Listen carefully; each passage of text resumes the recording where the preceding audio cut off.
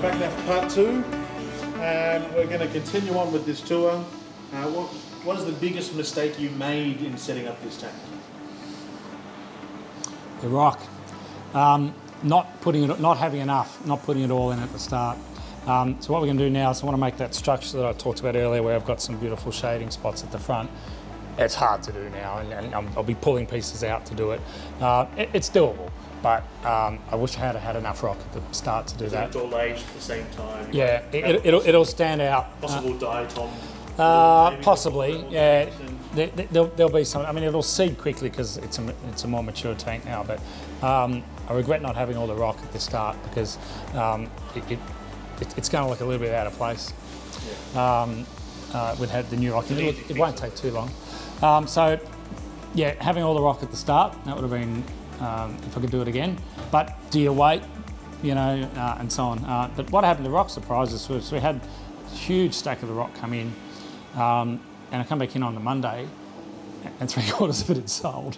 I didn't have enough to use, so I quickly grabbed whatever was left. But as I say, we've got a lot more coming. But that was the very first initial batch that we flew in, flew in rock, sold very quickly. Horrible problem to have. Yeah, horrible problems. Now, if you were to give a young Steve, now when I say young Steve, this is not young Steve. Yeah. We'll get into that a little bit later. If you had 3 pieces of advice to give a younger Steve or a beginner, what would your advice be? About this tank or general advice too? In general. Yeah. Okay. Would be a good one. Start with the right equipment that fits where you want to go, but you want to get equipment that you can build upon if you want to go more advanced down the track. But get quality stuff. It's fit for purpose. That's absolutely fit for purpose. Now you don't have to have a mixed reef with SPS and all the rest of it, and a fantastic light at the very start. You can go in expensive stuff and you can upgrade later. Get gear that you can upgrade. So you're buying quality equipment, and then you're adding to it later. For example, you might, if you know you're not getting the big one at the start, you might get a pendant light where you can add them. It might be more expensive in the long run, but it suits your budget at the time. So get gear that's quality, good warranties, good warranty support is really important. So make sure you're getting equipment perhaps that you see your local fish shop using and they're trusting. We don't we don't want to be messing around with gear all the time, so we just use the stuff we know is reliable. There's a good hint. The shops are using the stuff that they know is good and they know is reliable, because your local fish shop's got a lot of experience in having to manage that stuff. So get the right gear at the start. And as I said, we'll talk about another day. We can talk about, for example, our Red Sea down here. That's super low maintenance. It doesn't have the fancy doser and all the rest of it on it. It's just softies, but that's a great start tank. So you can start with that and move on. But as long as you're starting with the right infrastructure at the very beginning, really important. So number 1 is pick equipment that's fit for purpose. Number 2? I think getting the right advice and is critical as well. So again, wherever you are, Australia, the world, see your local fish shop and see what's working in their tank. So and if they don't have displays that work, well, there's a hint. But see your local store, talk to the people there about what equipment they're using, and there's a recipe for success. Right now, there's a ridiculous amount of information on the internet and everywhere else. Everyone's got an opinion, and all those opinions are important, but it doesn't match a real working life example. So go to your local fish shop. If they've got a tank that's really working and that's what you want to replicate, then replicate it. That's your starting point. So use that gear. If you want it to look like this, we'll get equipment like this. If you want it to look like some of the more basic displays, we'll get that equipment. It works too. But get that advice from the start, and take advice from proven trusted source. So all good reefing shops have people like that in them, wherever they are in the country or the world, and follow that recipe.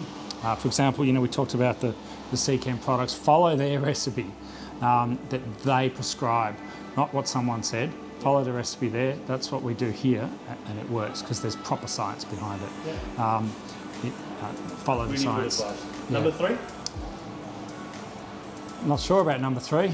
I mean, for me, Yep. From my perspective, looking at tanks, it looks like keep it simple is a very We do. is a thing that you believe from whether it's to $50,000 of coral here or $100,000 of coral in And the your rest. sail tanks downstairs.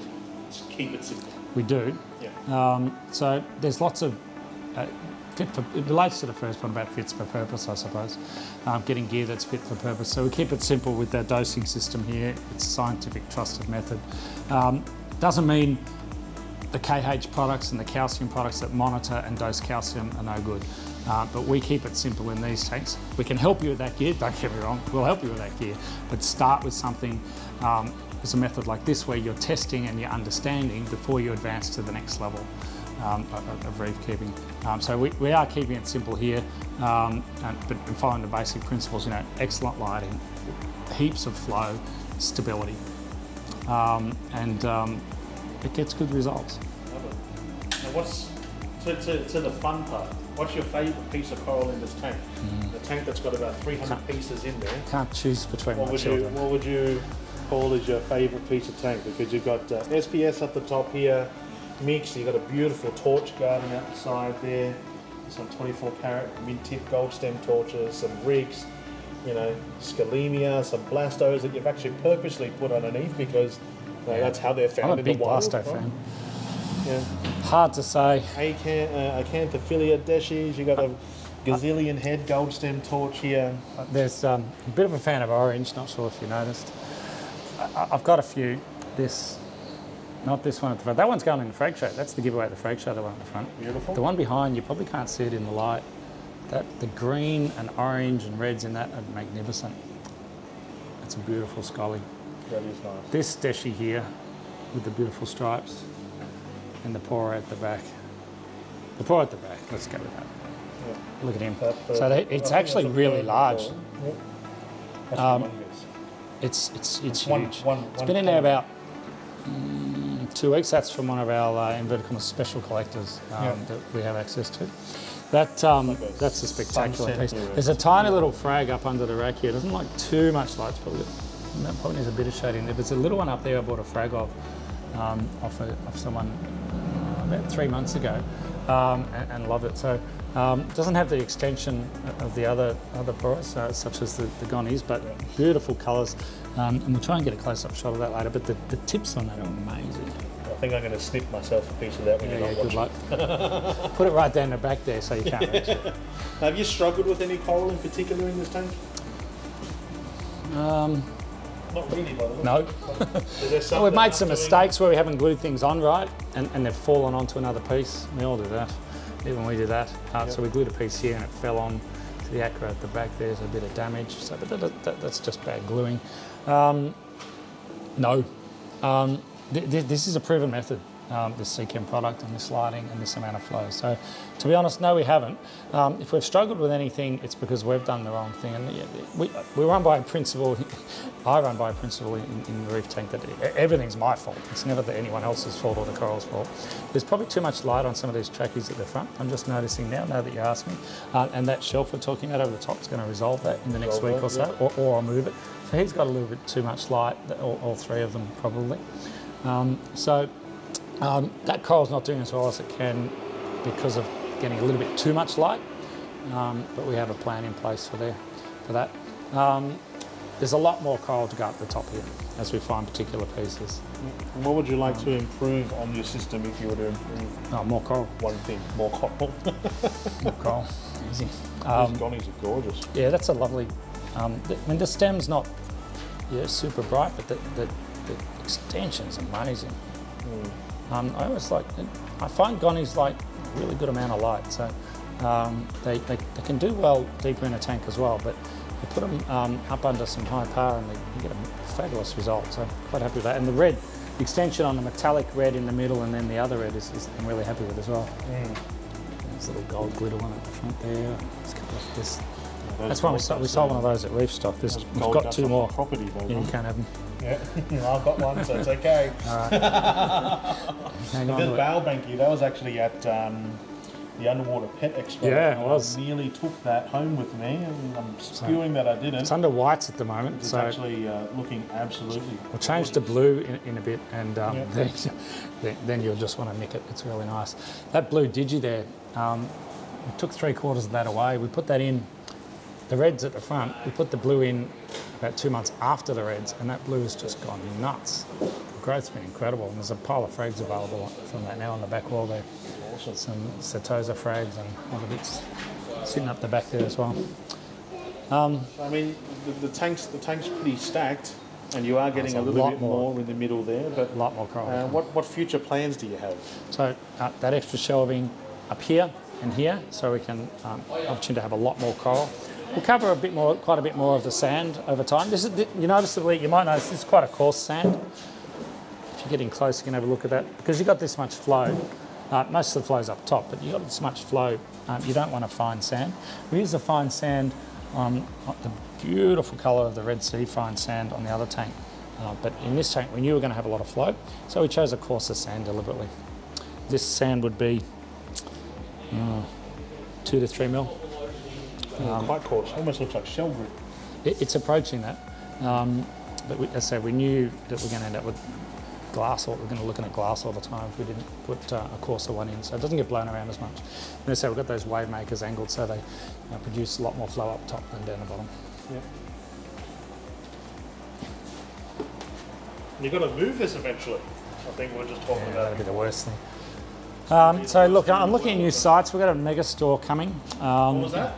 We've got a mega store coming, double the size. Explain to me a mega store, because I thought you were already one. Yeah, well, no, we're a superstore now. Yeah. Look, we've run out of space, and we've run out of the space for the opportunity to do what we really want, and that's offer superior product. It's a better pricing, which means we need to warehouse and import a lot of our own product. So we need the space for that. We need to offer a superior product and a consistent flow of product into our customer and our marketplace. And our online business as well. We're really struggling to support that, the amount of space we have, and displays.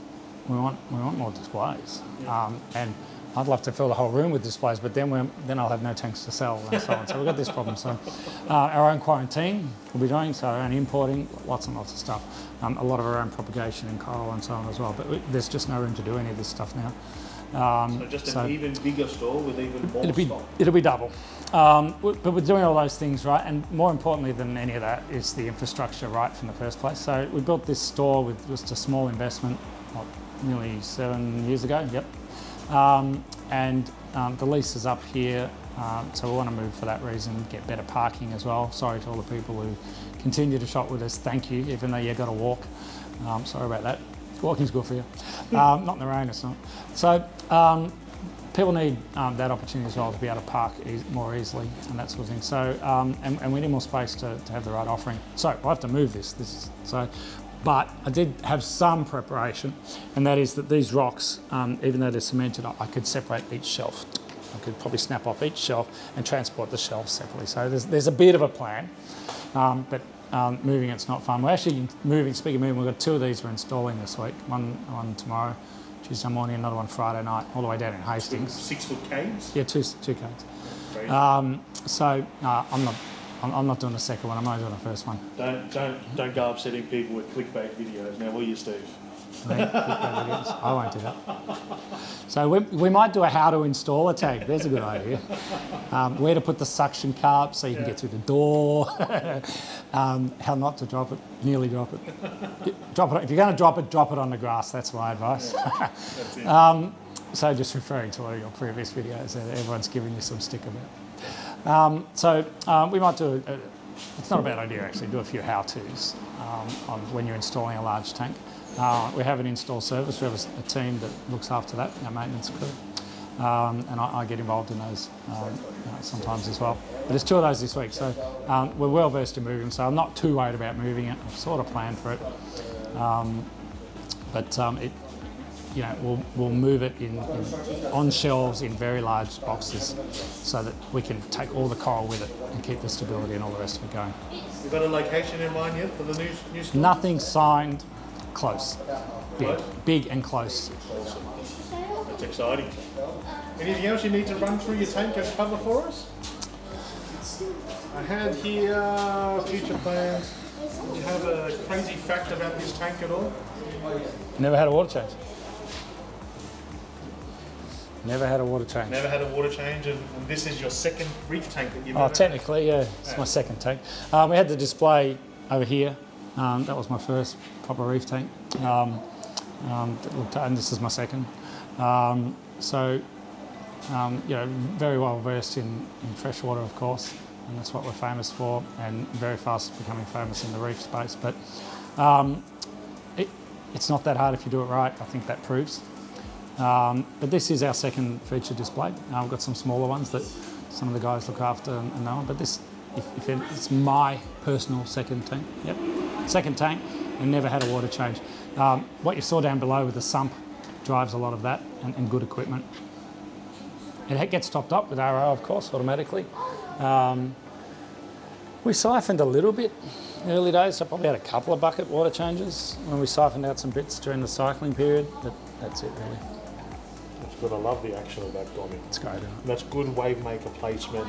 Obviously, a bigger tank helps with like better flow. But Well, if you grab the camera up on some of the aqua up top, you'll see the polyp extension and just how they're being blown around. So it's still now, and there she goes with the waver. Gets blasted for about 2 or 3 seconds and then down again. So that's good flow. That's not damaging your polyp. That it loves that sort of flow on top.